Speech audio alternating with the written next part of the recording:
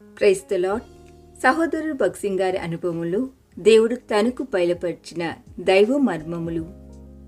అగ్ని జ్వాల వంటి కన్నులను, అపరింజిని ఇత్తడిని పోలిన పాదములను కల దేవుని కుమారుడు చెప్పు సంగతులు.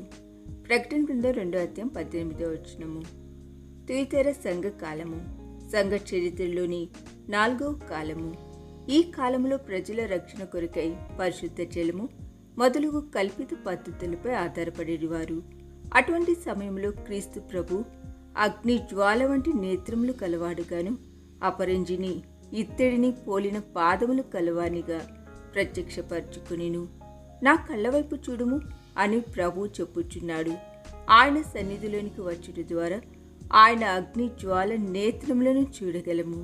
ఆయన పాదములు ఇత్తడివి, ఇత్తడి తీర్పును సూచించును.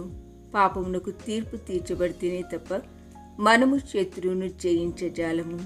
ప్రకటన 2:19 యేసు ప్రభు తుయతెర సంఘమును ప్రశంసించెను. సంఘములోనున్న ప్రేమ విశ్వాసమును బట్టి కొనియాడెను. కానీ యెజబేలు అనే స్త్రీ ఆ సంఘములో నున్నందున అక్కడ అపవిత్రత ఉండెనని ప్రభు నేరారోపణ చేసెను. తాను ప్రవక్తినని చెప్పుకొనుచు జారత్వమును ప్రవేశపెట్టి విగ్రహార్పితములైన వాటిని తినుటకు కూడా ఆ స్త్రీ నేర్పించెను.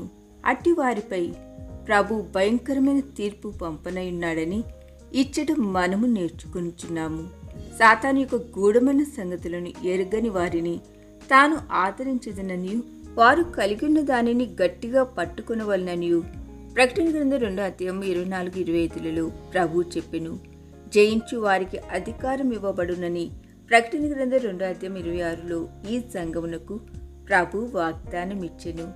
ఆయన అగ్ని జ్వాలల వంటి నేత్రములు కలిగి సమస్తమును ఎరుగగల సామర్థ్యం కలవాడు కనుక దేవుని ప్రజలమైన మనము ఆయన స్వరమును వినుటకు బహు మెలకువగా నిండవలెను. ఈ దిన ధ్యానము మనందరి ఆత్మీయ జీవితమునకు ఆశీర్వాదకరముగా ఉండునుగాక. ఆమేన్.